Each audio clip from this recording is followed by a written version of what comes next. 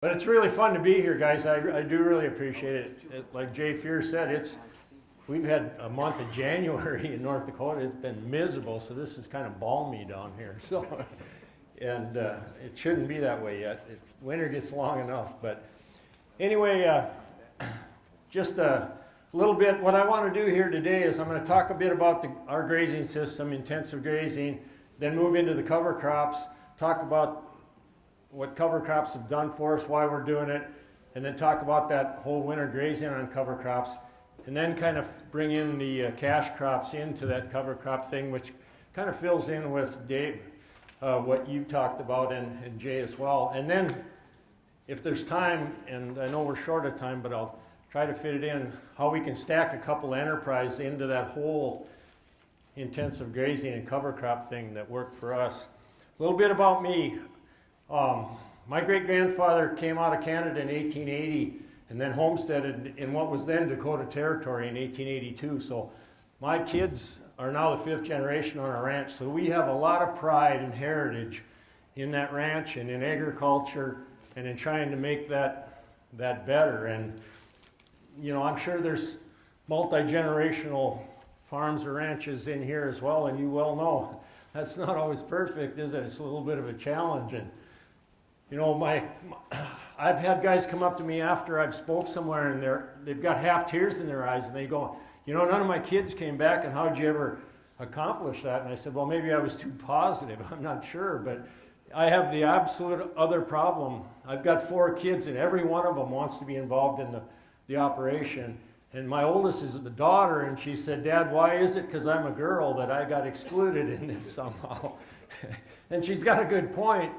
But she lived in Texas for 5 years and just moved back, and her husband, and they have off ranch jobs as well, but they are helping out in some instances, so we'll see where that goes. But these guys have heard me tell this story, but it's kind of fun. My oldest boy was like me, and his goal was always to come back, but my middle son was not. He was the one that went off to the #1 party school in the nation, Arizona State, and then went to work for Anheuser-Busch and was moving up the corporate ladder and absolutely had it made. He was, you know, you went with him, you ate the biggest steak and drank the finest whiskey, and now I know why beer costs so much, because Anheuser-Busch picked up the tab for it all. And one day he called home and said, Dad, I'm sick of the people, I'm tired of the traffic, I don't like the crime, I miss North Dakota, I miss the family, I miss the ranch. And I'm coming home, and I said, what the hell have you been smoking down there? And, you know, it's exciting, and we love having him back, but it creates some challenges. And we'll talk about that as we move through this whole thing, but how do you fit him in? And then my youngest is still in college. He's at a land grant at Montana State, and with a little luck, they won't screw him up too bad, because I went through that, and I've spent most of my life working on behalf of North Dakota State University through research and things, but I think there's so much more they could teach kids. I've been through Savory's holistic management class twice, and I really wish that there were some of those principles that were taught in college, because I really think they teach you how to think, and I think we don't do a very good job with that sometimes. So anyway, that was a little bit about me. I wanted to just give you a sense as we move through this. And I want to talk just a little bit about goals, because I think it's so important, and we've talked about that some. And we're a multi-generational ranch, so that's important to us, and I want to pass it on, and I want it to continue. It's a big deal to me. And then quality of life, profitability, I'm going to come back to those. And then we're very diversified, and I think that's important. You know, I'm a cow guy, and that's the part I like the best. But that diversity, and that's why we've got into a few other niches, because it really helps us when we get through these tougher times. And then sustainable, that's the buzzword now, isn't it? Yeah, I think it's way overused, but it's scary to me. McDonald's is studying, and they say they're only going to buy beef from sustainable operations. Okay, what is that? You know, that's not been defined very well. National Cattlemen Beef Association's right now going out and trying to define sustainability. And they're asking producers all over, what's sustainability to you? Well, I know it's different for me than maybe some of you in here, and that can be a really positive thing, but it can be really scary when somebody defines that someday, and some of us find out we're not in the mix. we're not in their definition. So we better be at least in that dialogue. But I want to come back to quality of life and profitability, because it's the two things that just drive me crazy that we miss in agriculture so often.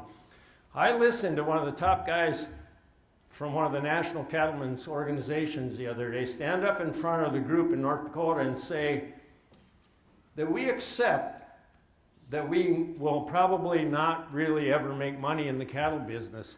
And I thought, how in the hell can you even stand up and say that? I don't accept that at all. I mean, if that's where we're at, I think that's a terrible thing to be at, isn't it? And so, I mean, I think we miss that so many times. We've got to be concerned about profitability if we're going to pass these ranches on to the next generation and give us that quality of life, which is the other thing that's bothered me. And I wish I'd have learned this when I was much younger. It took me a long time to figure this out too. And I've been down these paths so I can speak with some experience. I've got a lot of friends and relatives that their quality of life in agriculture is terrible. Next quarter of land comes up, they'll rent it, but they hate doing what they're doing. And they just want to get bigger and bigger, and yet they never go to their kids' ball games or high school rodeos. They never go on those camping trips, and they don't enjoy it. And I'm like, you've got to have that quality of life. And I think we can have them both, and I don't think we should apologize for it. We can have profitability, and we can have quality of life. And so that's a couple of things that really drive me in this whole presentation and what we do on our place to try to improve that. Just a quick snapshot. That's the headquarters ranch, and those are all fences. Yellow ones are older, red ones are newer, and we continue to change that as we move ahead. Our yearling system on the ranch is we look at 100 to 150 days, and that, depending on the year, depending on how that changes from one year to the next. Excuse me, and it's all about short duration grazing with long recovery periods and high animal impact. And I don't consider myself a mob grazer. I don't think I'm at that level. At times, we've got a lot of cattle in a small area, but I wouldn't consider myself a mob grazer. But I'm high intensity rotational grazing. And we've seen tremendous improvement in the land as we've been doing this for quite a few years. This is ground. If I could have every pasture look like this after I'm done, man, I'd really feel happy. And they don't always look like that, but that's what my goal would be, to where you get all that litter on the ground and the manure and the urine are spread around good, the carbon's on the ground, and it's got your cycles moving in the right direction. And a lot of times, with normal grazing, not rotational grazing, you don't get that. And I never used to talk about water systems, but I've had so many people come up to me and say, well, what do we do for water? And I always kind of forget that. We've got pipeline ran all over our ranch, miles and miles and miles of pipeline, and big help from NRCS that's helped us with some of the programs they have. But water systems are very important, and you've got to think about that if you're going into any kind of high intensity grazing system, because, and one thing I've learned, and I'll tell you this because the soil conservation guys, and Jay laughs, but it's the truth, we argued about their book. They got the Bible of NRCS stuff, and they've got the requirements for water for cows. And I kept telling them, and the yearlings, and I kept telling them, your numbers are goofy because we're not using anywhere near that much water until you ever get those cattle short of water once, and then I think they're way under. I think it, and we ran into this once, and it's kind of funny, but I learned a dang good lesson. And I think there's really something to that in the behavior of those cattle. I think if you're going along and those cattle have a comfort level that the water is there, and you're not in 100-degree heat days, you will be fine, and those cattle will not, and if you've got good grass, and a lot of times there's good moisture in the grass, then I think the so-called rule book is a little high on the water. But we learned something was the year before last when we had we had several days, we had almost a month where we were up there in the high 90s and 100-degree heat. Those cattle were, and the grass wasn't as good. And then we had a problem with a well and we ran them out one day. And then it's like they never trusted us again. And they just tore valves apart and ripped tanks and stuff. You just couldn't, I swear you couldn't get them full. And I'm a firm believer that that's true. Those cattle adapt. And I've heard this from other grazers that if you ever lose their trust, you got a problem. So anyway, I don't want to belabor that, but if anybody has questions on water, I've got a fair amount of experience in it, and it's a big deal. This is one of our pastures, and that land up in the top, when I was a kid, that was solid, barren sand land. Sand duney kind of land, and we had a lot of fun in it with dirt bikes, chasing around, and I always laugh. I said I ruined it because we grew grass all over it. But put a couple thousand head of cattle in there for a short amount of time. They'll stir that up and they'll open it back up, but the minute you pull them off, maybe you're only in there 2 days, 3 days, 5 days, and if you get a little moisture, you'll immediately start to shoot grass shoots up again, and we're getting big blue stem traveling up the sides of those slopes. Big blue stem's a good indicator plant. If you're getting that big blue stem moving, it's indicating you're moving your ecosystem in the right direction. So it's, I wish I had a photo. You're never quite smart enough when you start these things. You should run around with a camera every day, but I don't have that to show you exactly how it looked. But, we've got a ways to go, and you'll probably never have it perfect, but you moved it a long ways in the right direction. We talk a lot about species, and species, or a lot of diversity, in cover crops is important, but it's just as important in a native range. And in my old way of thinking, I would have looked at that and said, my God, we got some weed pressure down here, maybe we should get the sprayer out and go spray something. Well, now I would never think that way. You don't want one kind of weed or forb taken over, but as long as it's part of the diverse population, what we're learning as we move through these things, guys, is a lot of these plants are interrelated. And what one is doing in that whole system, and we don't understand this very well. Even the soil scientists, I don't think, have this figured out, but they're learning that one's maybe helping this one along a little in that whole population of diversity.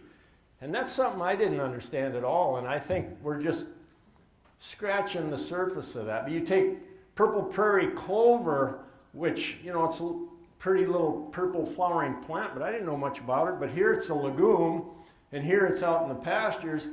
Well, it's fixing nitrogen that help a lot of these other plants. So it's just some of the things we're learning as we go forward in this whole system.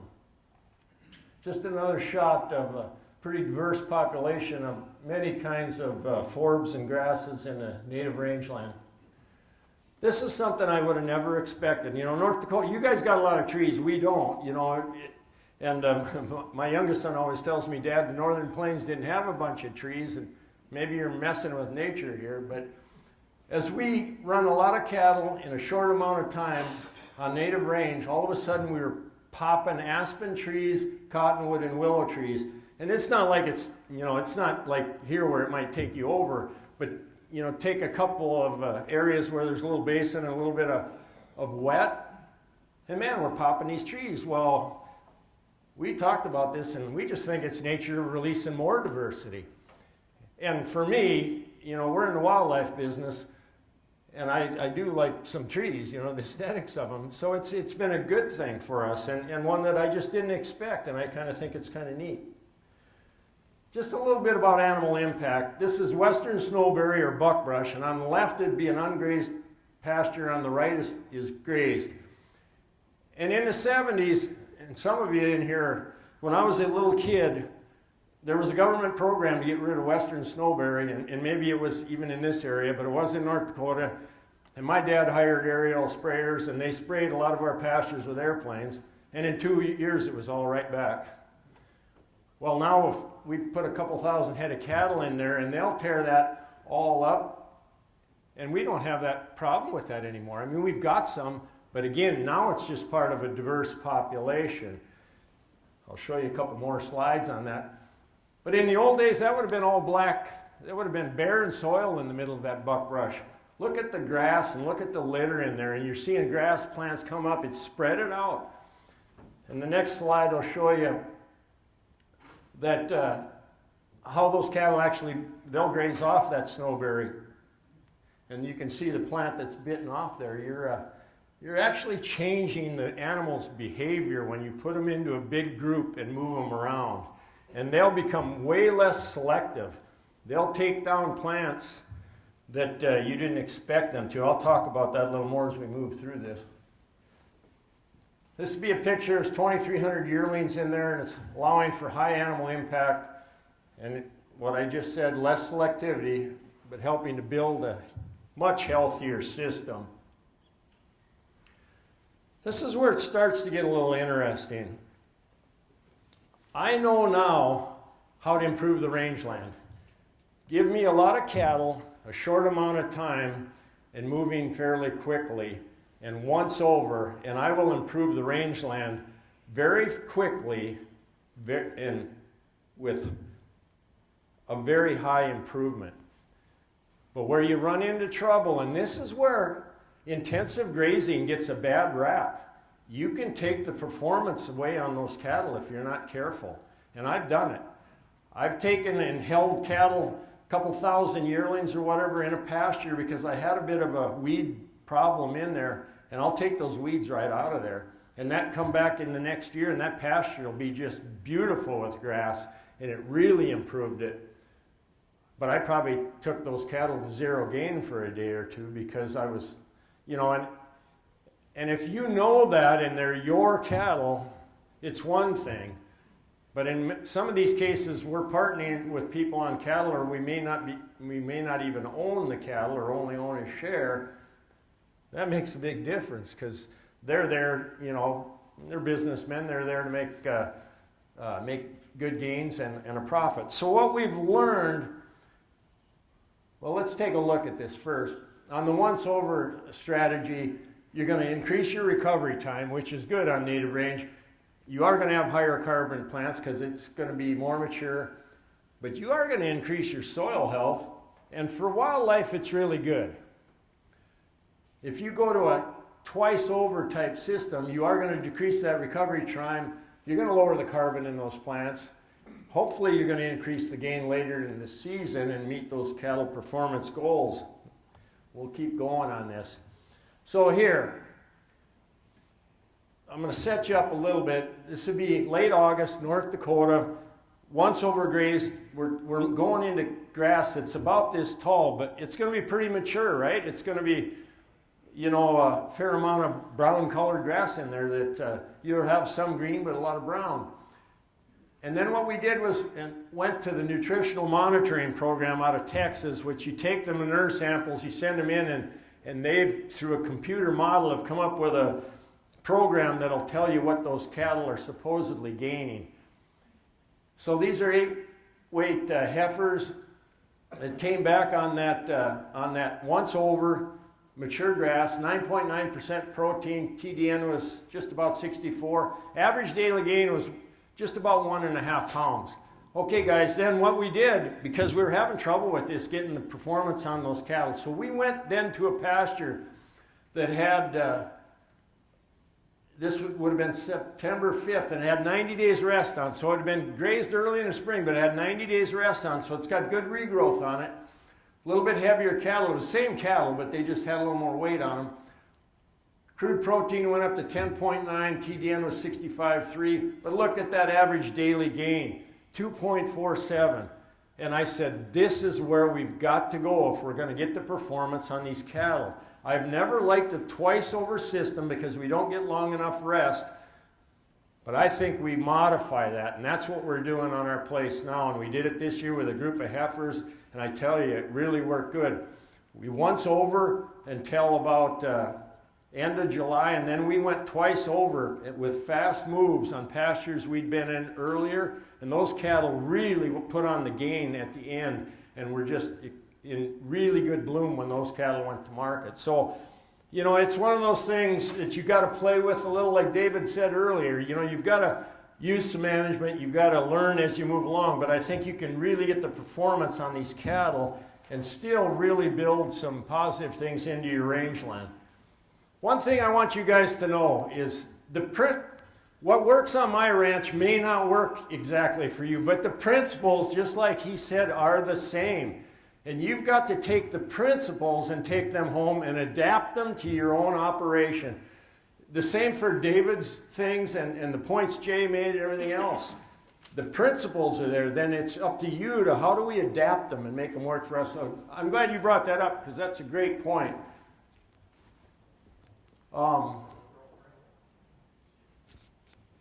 The one thing is if you're going to do that, try to mix it up a bit. Don't utilize the same pastures with the exact same management every year. If you're going twice over or maybe 3 or 4 times like you're saying, try to mix that up so you're not doing that the same every year because that's where you can get yourself into some problems.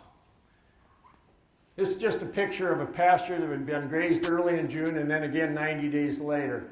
And you can see that wasn't taken down real far the first time. So there's some old growth in there and a lot of new growth. All right, that was kind of a quick trip through our intensive grazing system. But then I want to go into utilizing the cover crops. And I want to tell you the first 2 or 3 years we used cover crops, we didn't have good luck with them. We were kind of doing test plots a bit to see what worked. We were getting a lot of weed pressure. I wasn't impressed with, we weren't using very diverse mixes and we were planting them later and it just wasn't working out. So one day I said, what are we trying to do here? And I came up with these 3 goals. And it drives me crazy, guys, if you're in the cattle business. And, we're further north than you, but you're still far enough north to where you've got a lot of this. What's the number one cost for us guys in the cattle business with a cow herd? It's these winter feed costs. And particularly for us, they kill us. And it never really hit me until we got $7 corn or, and you guys, your basis isn't near as bad as ours, so you guys had a higher price than that. And I saw a neighbor break up every acre of pasture he had, and it's pretty rolly and it's not that good a land, and I thought, that to me wasn't a sustainable system, and yet he got really good yields and did good in those good price years, and he said, you're the dumb one, And I like this guy, so I'm careful, I don't want to say too much. But, he doesn't have any kids coming back, so he looks at things way different than I do, and I'm not being negative, that's just the way it is for him. But this drove me crazy is, why do we, my youngest son's big into rodeo. He's on a rodeo scholarship to Montana State. And I said, you better appreciate that because I spent my life in the hayfield when I was that age. And we started haying when, alfalfa was ready and we kept haying until the snow flew. There was always something to cut. and that was the way we did things. But why is it and in those days, fuel was cheap and equipment was a lot cheaper. But think about it. We go around the field, swathing it or mowing or whatever we do, and then we bale it or whatever haying system we have. And then we gather all those bales, if that's what we're using, somehow, and you stack them all up, and then you haul it. And then the equipment dealers did a great job of selling this on stuff, so we process it and put it into feed wagons and everything. And don't get me wrong, it's fun to have all that stuff. But then we put that all out there, and we've brought all those cattle into that corral system that sits on a crick in most places. And we put all that manure in that crick, and then we wonder why we have a PR problem. But then we haul all the manure back out onto the field to where we started from. And, the more I thought about this, it just drives me crazy.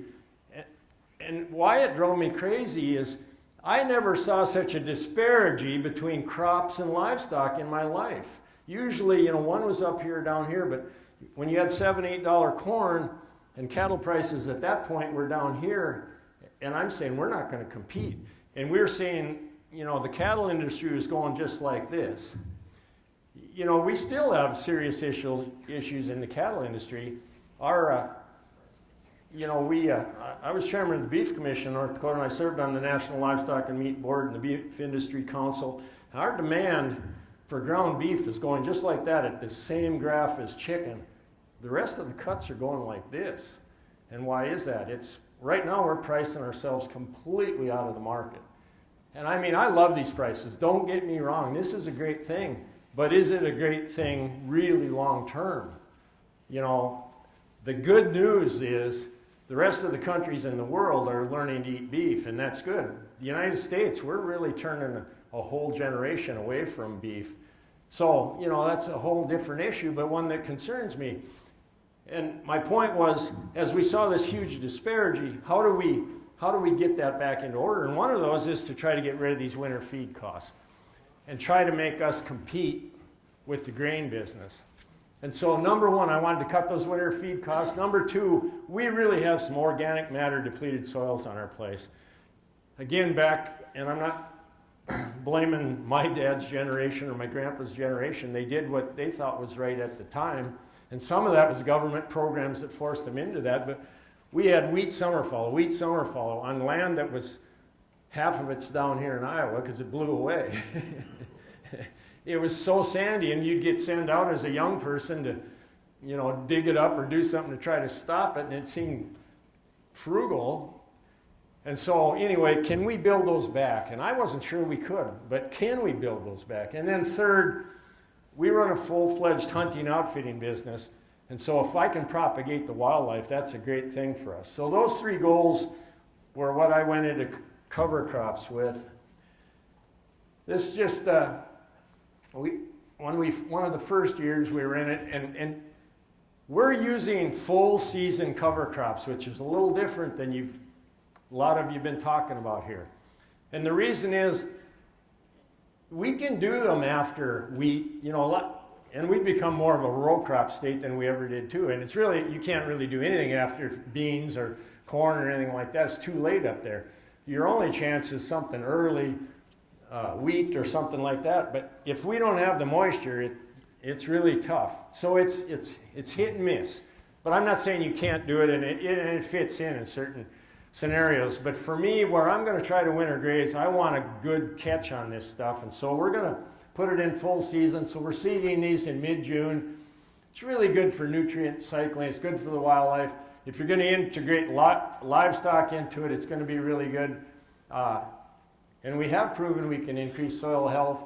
And if you're going to keep the cattle out on the land, it is going to improve your cattle health. We've shown that. We've talked about the water quality here, the previous speaker, and that's very important. And it is going to improve that. Now, we have been using some glyphosate on this, and I always tell people, because if anybody, and I know where I'm at, I'm in the middle of corn country, and you use a lot of glyphosate. But if anybody has listened to Dr. Huber's talk, I was at the grass-fed exchange, and I come out of there, and it scared the living crap out of me, and I'll tell you. And I'm still using it, but do I think about it? You dang right, and I'm trying to back away, and I know some guys that have got away from it. But, and I won't spend a lot of time on it, but go Google that and watch some of his presentations. It gets your attention. And so it's something we need to at least be thinking about. But we have never used commercial fertilizer on our cover crops. And, I'm not saying that you couldn't use some startup fertilizer to pop them up a little quicker, but once we get those legumes working, we've just had extreme good success with the cover crops without any fertilizer. I don't pretend to be an expert on mixes. I want a lot of diversity. And we used 2010, 2012, we used the one on the left. In 2013, we went to the one on the right. Some of the reasons are these are small, marketable products, and every once in a while something gets stupid in price and just jacks everything up. And as we mess with this a little bit, and particularly with the winter grazing, we found some things. The brown midrib grazing corn seems to work really well for winter grazing. Kale and collards in our country, it'll get about that tall and it'll stay grass green clear into January. When it's been 20 below and it's still grass green, and the cows just love it. And then the millets, seem to really work good for winter grazing. And then the cows really love the sunflowers as well. But this is the mix we're working on right now.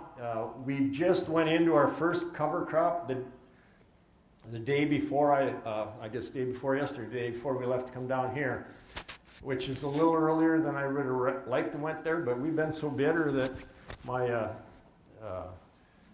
pastures are getting ate down a bit that I had saved for them, and I just thought, well, I'll kick them up on the nutritional plane a little bit, we'll get them in there. But $27 an acre is what we're at on this, 23 pounds to the acre, and it's about 16 different things in there now. Getting a little more diverse as we go forward, and I've been really pleased with it. There's a picture of what that looks like. A lot of diversity, a lot of different plants in there. It says on there, and this is interesting, something I haven't thought much about, but Jay Fear brought a gal from Australia to our place here a couple summers ago that was doing some work, and we walked out in the middle, and it was 95 degrees, and we walked out into that field, and she had a soil thermometer in her pocket. She pulled it out, stuck it in the ground, and it was 68 degrees. And it's 70 degrees around that temperature when the biologic activity's at its maximum in the soil. And I hadn't thought about it. But you got a mini tropical zone right down there at the ground level. And think about it, if we're out here on a cornfield that's flat ground, it's done. There's nothing happening. The biologic activity's dead. But down there in that, it's active and it's moving. And you talked about moisture before. We walked out, and we were really dry earlier, later this fall, and we had a tour group at our place, and we walked out into one of these fields, and my God, it was wet out there yet. And I think, there's those little things we haven't really quantified very well yet that really do make sense with this stuff. Just a picture of a tour group there, and we had to take this, this has quite a bit of Sudan sorghum cross in it. Because we hunt this, we had to take some of that out. You couldn't see the end of your shotgun when you walked this stuff. So we backed it out a little, brought the height down just a little bit. Here's where it starts to get a little exciting. On the left is corn on cover crop, and on the right is cover crop on cover crop. Two full season cover crops. And the reason I did that, guys, was, again, these are very sandy, high leach soils that have been abused for years and years, organic matter depleted. And when I saw that we could bump the total biology in the soil, I said, what would happen if we back-to-back cover cropped at once? And I know there'll be a grain farmer, because I get this all the time, how can you take that land out of production? Well, it's not for me. I realize I've got livestock, and then we hunt it, and so it does really good. But I'm starting to get convinced as we quantify these numbers that even for a grain producer, you can make this work. And David had some data on that as well. But look at what that did. When we were just 1 year cover crop, 1,774 nanograms per gram of soil. And when we put the cover crop in again, it just about doubled at 3,312 nanograms per gram. That's the day that I said, God, there's something to this stuff. It's starting to make some sense. And man, when I can see those soils that I thought were, they should be just planted back to grass, they're kind of worthless over there, start to make a difference. And we'll show you the data then as we move into the crops of what they did. This is after winter grazing last year. And we were able to go. That was the first year we went without, we never fed a bale of hay to our cow herd all winter long. And that was huge. And we'll have the numbers for you here in a minute. But on this, after winter grazing, and then Jay coming in there and did these tests, and this was the highest biologic test ever recorded to date in Burley County. And now we're saying, how high can we go? 7,397 nanograms per gram. And Jay, he gets fired up on this stuff, so he's all giddy one day. I had to calm him down. But it is exciting, to see that you can move these things in a direction that you didn't think maybe were possible. And part of that is, David, that's why you need them cows. That the cattle will make that difference for you. You've got that system working. You can read the breakdown on there. I won't bore you with all the numbers, but the point is having those cattle on there, having that cover crop on there, that diversity, and keeping that whole system going is spiking that biologic activity and making that soil healthy again. And just for you cattle guys in here, because if you get into these kinds of things, make sure you fit the livestock to the system. What have we done in the cattle industry? We've consistently made our cattle bigger.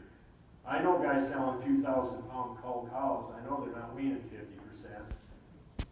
So, you know, I got to be careful here. I don't want to offend anybody, but we do have a corn-based cattle business yet. And, you know, and all of a sudden when corn got to be $7, $8, everybody said, well, we got to get back to a grass-based system. Well, that's great. But you take some of those cattle and they don't work in a grass-based system. They're too big. They're not made for grass. So you've got to make sure you've got the right cattle for that. And you know, we can find where we can balance that, where you may be on grass longer and corn a little shorter or some of those things. I mean, there's lots of areas within the cattle business to make an operation work, and you find your niche and you go with it. What these are is half-blood low-line heifers, and if you're familiar with the low-line breed, they were in Australia. They came out of the research center there. They took the genetics from the big Angus cattle and went over here, and from the small Angus cattle and went over here. They're one of the most efficient breeds there is, and I'm not saying you have to have those, but those cows will get to be about 1,100 pounds, and they're one of the most efficient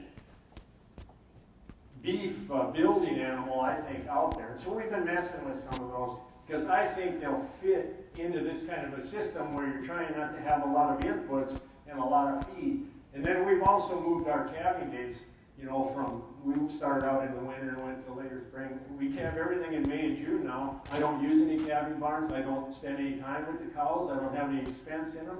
It's the number one best economic decision I ever made. And it was the hardest one to ever make, and after I did it, I thought, what was so tough about it? But one day I just had to go to the wall and beat my head against it and said, I'm sick. One year I lost 100 calves to scours, and you're dragging these calves through the mud, and that's fun when you're young, and when you get older, you go, this ain't that fun anymore, you know? And my kids won't do it. So, you know, and I'm not telling you when to calve or when to do that, but I'm telling you it was the best economic decision I ever made. Okay, we'll talk a little bit about the winter grazing system in the cover crops, and this was in 2010. And if you remember 2010-11, we had over 100 inches of snow in North Dakota. It was a miserable year. But those cows dug right through that snow. And in November 29th, we took 350 dry cows and put them in there. We were only able to go until January 3rd with no feed, which for me at that time was a big deal. It was a big savings. But then it got so bitter and cold, and the snow really got caked, and it was hard to get them to graze through. And I actually went to like a half feeding for 2 weeks, and then I had to kind of full feed for a month, and then I was able to come back and graze some of it. So it really was, it worked out pretty good and gave me a good sense, and I'll show you a little more on this. The radish roots up there, we've talked quite a bit about radish here today. 17 to 20% protein in those radish roots. Those cattle, that's good. You know, if you're trying to balance them out there on the land, they'll kick up the protein for you and help you out. And what we observed with that is one cow might bite off a chunk and throw it back on the snowbank. A little later, another one comes along, you know, and bites a chunk, throws it back on the snowbank. Kind of fun to watch them. You know, this is the scary part, because the neighbors will drive by and say, my God, he's starving his cows are out there in that snowbank, you know. And all you see is a few sedan sticks sticking up, but they got to dig down for the green, good material underneath. But you know, you got to stay out of the cafes and the bars, and they'll tear you apart. But I think the next slide might help us a little more. Okay, we went back to the nutritional bouncer because I was starting to listen to the neighbors and wondering if I was starving these cows. So this was the very end of when we quit utilizing the cover crop that year on December 30th, when they were on full feed of the cover crop. And we took the samples, sent them off to the Nutritional Balancer Program in Texas, 7.9% crude protein, 59% TDN.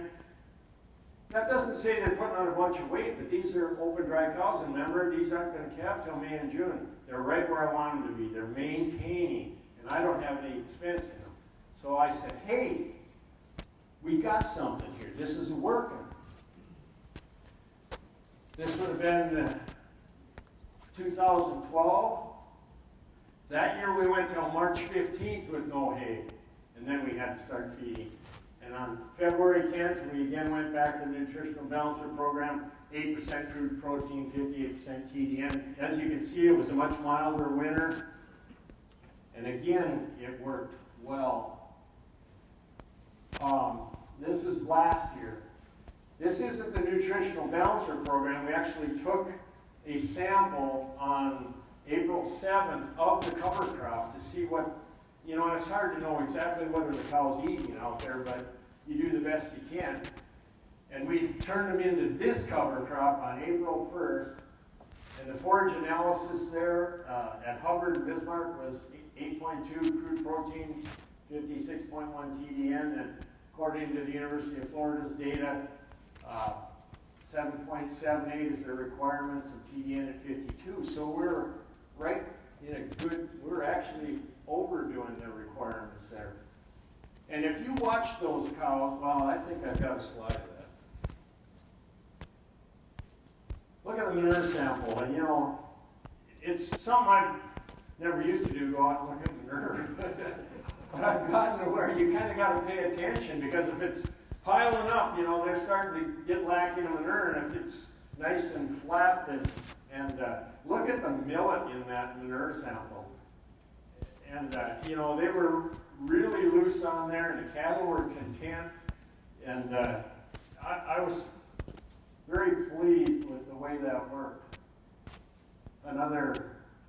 You can see how loose the cattle were on that cover crop. Whoop. Okay. Here's just a shot of winter grazing. The strips in there, we strip this for pheasant hunting because people don't want to walk a whole field anymore. They want to be able to have some barriers on it. So that's why we strip it. And you can see those cows are pretty content. Fair amount of snow out there. They're grazing down in it. The one thing I learned, I'm going to tell you this because it was, you always run into these little deals that you didn't expect. I thought I'd be so smart. We were already stripping all these cover crops with a swather for hunting, and I thought, I'll run temporary fence down every one. I'll have enough for 5 or 10 days and move. We've propagated the wildlife so much the deer tore them fences down every day. And after the 4th time of dragging that in 20 below zero, and I went back to my slide, quality of life. And I said, this ain't working. And so I kind of quit that. Now and this isn't perfect, but I might have 50 acres on this side of the road, with permanent fence, or 100 acres over here, or 150 down. And that's what I'm doing. And it's not perfect, but I don't have the problems. Now maybe at some point I'll get back to try to strip it a little with, some guys have used aircraft cable and had better luck. I was just using polywire. I just didn't have good luck with it. They just drug it all over. So, those are things you can work with if you want to do a little better job of utilization. But I'm pretty comfortable with utilization I'm getting this way without a ton of work. Another shot of winter grazing last year. And everybody asks about, and it is, you guys have wind, we have a lot of wind up there, and I'm fortunate. My grandfather planted some big windbreaks years ago, and we've got 3 or 4 of these on the place. And so if we get into a real storm, we've got some protection. But there are portable windbreaks and things a guy could do to help with that, because you've got to, if you're out there, you've got to kind of be prepared, and if you get into some kind of a storm situation. I did something last year I hadn't done before, and I'm not 100% convinced, so I'll tell you about it. And that's, I left the calves on these cows till March 7th last year. Because I've had a number of guys saying, we can leave those calves on those cows over the winter and everything's great. And in general it is, but I think if I did it again, I'd sort the bottom 10% off. There's a cut on your calves that aren't the greatest, there's a cut on the cows that aren't the greatest, and if you took them out, they don't do so good out there in that colder weather, and they don't do so good in the feedlot either. They're just poor doing cattle. I think then it works really well. So just then my little bit of information on that is I think a guy has to learn as you go through some of those things. Gets a little ugly up there once in a while. But it was fun to watch them dig through that snow. You know, people say, my God, you got 2-3 feet of snow. How did they? But they just snow plow through. Those black cows would be just covered with snow, plowing through that snow, getting to that better material. I think they really do try to balance their diet, because you'll see them eat some of that rougher material, but they'll get down in some of that green material, and those millets and those kale and collards and stuff are really nice underneath. And so where you run into trouble is when you get freezing and thawing and you get that snow crusted. That's where you run into the problems. So, and that's where, then if you can move, you get past some of that. So that's where your strip grazing, or at least in my case, just even moving to another field helps. Just another shot. And here's something that was always hard for me to get used to is, somebody made this comment this morning, if there's something out there, you either baled it or grazed it. We couldn't get this through our head that you got to leave half to feed the soil. That's hard for all of us in agriculture. It's like money, throwing $10 bills out there is the mentality we have, and you just got to get past that. But we try to leave 50% to feed the soil, and that's a moving target. What's 50% when half of it's under the snow? But this is kind of the way it looked when we pulled cattle off, that kind of material. And we were able to go the whole year without any feed to those cows. And that's what the residue looked like as you start to come into spring. It was pretty much 100% covered. And it is helping with that water infiltration, helping with the weed pressure. We're not perfect on that yet, but the more we get into this, the more that's helping with the weed pressure, cut down some of those costs on chemicals. And the one big thing I've seen is, we're shorter than moisture than you don't have to worry about as much. But we're not getting the evaporation that we get. Those black fields, we're putting most of it right back up in the air. Here, these fields are moist. So when you seed into them, they take off right away. And we're building organic matter. We're seeing our organic matter really rise on some fields that I thought were going to be hard to do, and that's impressive. Jay Fear brought the health department from North Dakota to our place, and he said, we're doing biological ag waste systems. You heard him talk about building dikes and concrete systems and those sorts of things. This isn't anything earth-shaking, but they were as excited as heck. And we've talked a bunch about the EPA or other groups coming down on us because, and some of it's perception, but some of it's reality of what's going down. We're on Long Lake Creek, which goes into Apple Creek, which ends up in the Missouri River, which ends up down this direction. If we like it or not, look at the overreach of EPA right now, guys, on this whole water systems across the United States. It's scary. And so this is a positive message. And the whole thing is that we're keeping the cattle out of those corrals, out of those watersheds, out on the land. We're building soil health, all the manure and all the urine's out there. And those guys are excited about it. It's a message we can sell to the public, a positive perception for agriculture. And I know we can't all do it. I mean, there's feedlot settings and other things where we can't be out there on the land. But as much as we can, it's a huge positive image. And it's building soil health, it's building a positive perception, and it's helping my bottom line in several ways. And we'll touch on those a little bit. This Bismarck State College, their Farm and Ranch Management program, put some numbers together. It's the cost savings on wintering these beef cows on cover crops instead of feeding them. This basically says it costs $1.20 a day, and what they did there is they took the costs of for 180 days, and they took out, the creep feed and some of those other things. I know, in essence, I won't spend a lot of time on it because the important numbers will come up here. And then they took, David talked about the fixed costs that we all have, and they took a percentage of that. They took 75% of, that percentage of the fixed costs there that we have over the winter, because you still have your, you've got your tractors. You might not be driving them all and all those sorts of things. You still got your insurance and all that. Anyway, they come up with $1.60 a head a day to feed these cows for the winter. And if we figure 180 days in North Dakota, that's just under, right at about $160 a head. Well, that starts adding up, don't it? And if I'm looking at bringing the younger generation back, all of a sudden I've got another family living for one of these kids that wants to be involved. And it gets my attention in a heck of a hurry. And if we're trying to compete, obviously corn prices have went to heck on us.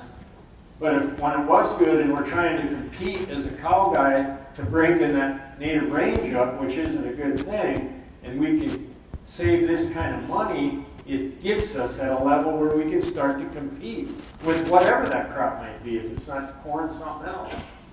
The average 15-year profit on North Dakota farms for cows is $122. Now this year's going to be completely over the top of that. But doing this is a 130% profit increase. That should get your attention. I mean, even if we can peel off a month or 2 or 3, whatever we can peel off on feeding those cows instead of having them where we're using a bunch of equipment and hay, expensive hay. So what happens if we allow the cows to feed themselves? We need to spend less money on hay and feeding equipment, or it lasts longer. I used to put up 5,000 bales of hay. I'm putting up 800, and still most of it's sitting in the hay lot. My kids are giving me heck, why didn't you sell that? But to me, it's kind of an insurance policy. I never know when it's going to get really terrible in North Dakota. I got to have that insurance policy. But I used to trade balers every year. I've got the same one now for 4. And so I think those costs are a little light yet. Over time, you're going to add a bunch more savings to them that aren't on that sheet. But we spend less time haying, hauling, feeding, hauling manure, all those things. There are no manure hauling costs in there. In my operation, that was $5,000 or $6,000 a year. I haven't spent $10 on hauling manure in 5 years. Less dollars in fuel and repairs, less wear and tear on the corrals, barns, etc. I've got a calving barn that was full of dogs now. We didn't have a use for it. Well, we've got all these hunting dogs, so now it's full of dogs, so at least we got a use for it. But we're building soil health, and we help provide feed and shelter for wildlife.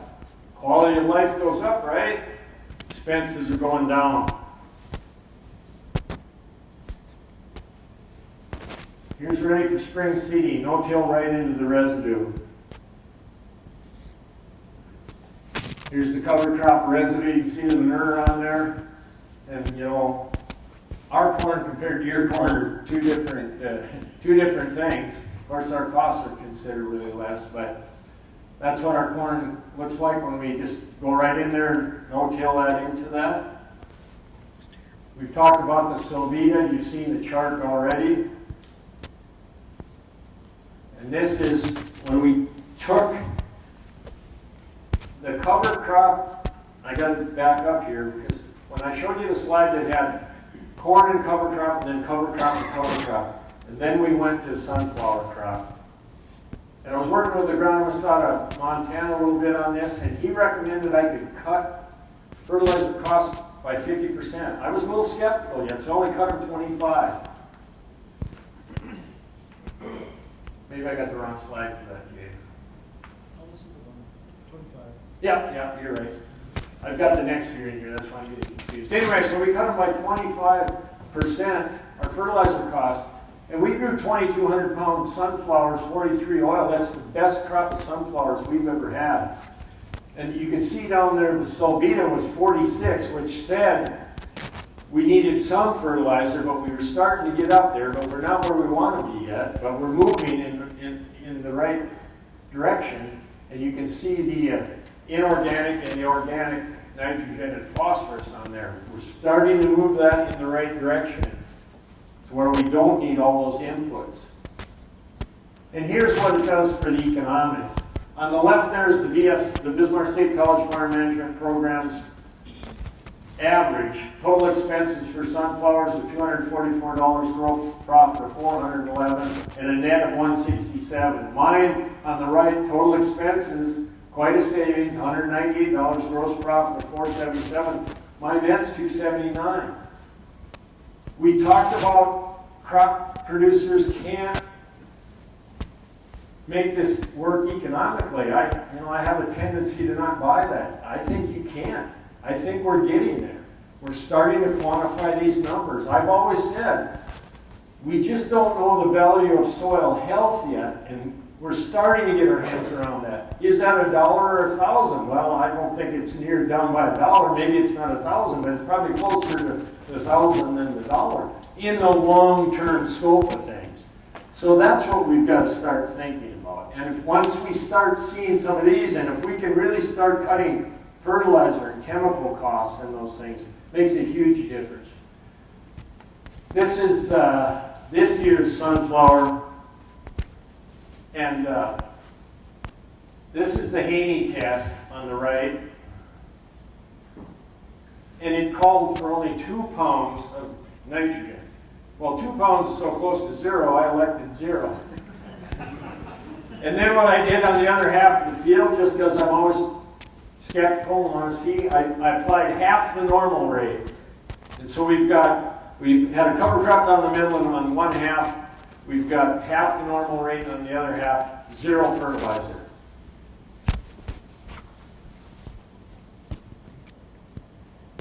Jay came out and did leaf analysis this fall, and the leaf analysis is pretty close. There's a few of the micronutrients that are shifting around a bit, but from the nitrogen phosphorus, you couldn't really, I don't think there's anything really statistical difference there between the half normal rate and 0.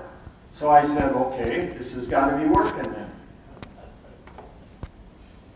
But here's where we ran into the problem.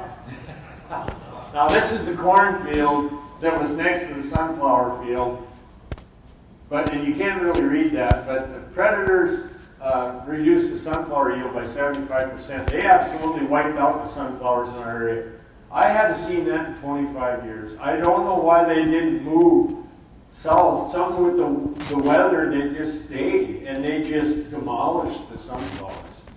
And so we don't have a good, looking at the 2 fields, I think, we had a 2,000 pound yield there, and that's what we were shooting for. Looking at them, we were there. But I can't show you the data that backs that up because, we didn't even combine all of the field. It's pathetic. I mean, those birds are fat.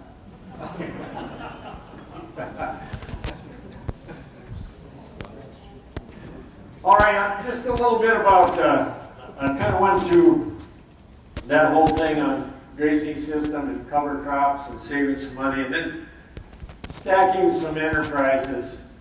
When my kids came back, I told both of the older boys, what are you going to bring to the operation, and what can you do to make this work if you're coming back? And so they both came up with ideas. And the thing it does is add diversity to the operation. So we don't have all our eggs in the commodity basket. It's dang sure improved our bottom line. And the one thing, and Jay and I talked quite a bit about this, it really creates some excitement in an operation. And I'll tell you, this whole soil health thing has created excitement for me because I was getting burned out.